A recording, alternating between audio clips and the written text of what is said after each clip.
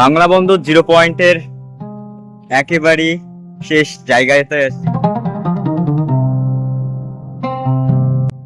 আমি আজ বাংলাদেশের উত্তরবঙ্গের সর্বশেষ বাংলা বান্দা স্থলবন্দরে নিয়ে যেতে চাই। এটা সেই জিরো পয়েন্ট নামের একটা জায়গা।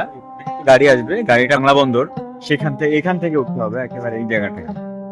এখানে একটা বাস আসবে, যে বাসটা দাঁড়ায় আছে ওই বাসটার ওখান থেকে চলে আসবে। আমি তেঁতুলিয়া থেকে বাংলা বন্দরের উদ্দেশ্যে রওনা দিয়েছিলাম একটি লোকাল বাসে। ভাড়া নিচ্ছিল 30 টাকা। তারপরে আমার সর্বশেষ জায়গা, এই যে কাকারা এখানে নামাই দিত, কিছু নেই, এখানে নামাই দিচ্ছে। এখন আসছি 2 কিলোমিটার, 5 মিনিট নামার পরে এরকম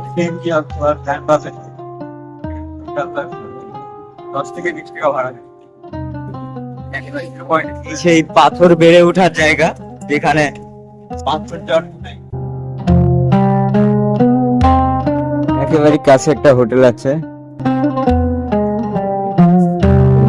বন্দরের 2 নম্বর গেট। এই যে ইন্ডিয়া, ঠিক এই জায়গাটায় বসে এই একটা দৃশ্য দেখ। আমি আজ বাংলাদেশের উত্তরবঙ্গের সর্বশেষ এক স্থল বন্দরের একেবারে সামনে দাঁড়িয়ে আছি। এই জায়গাটায় যদি বিকেল বেলা আসতাম বা অন্য সময় আসতাম তাহলে আপনাদেরকে দেখাতে পারতাম একটা পালার, কিন্তু এটাই সেই জিরো পয়েন্ট। আর এখান থেকে বসে মূলত যে বাংলা বন্দর জিরো পয়েন্টের একেবারে শেষ জায়গাতে আছি।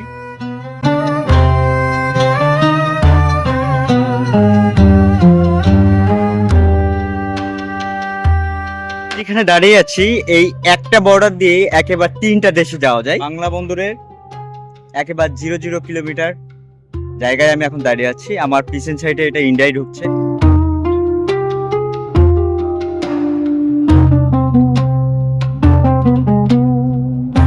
এটাই মূলত ইন্ডিয়ান সেই তারকাটা।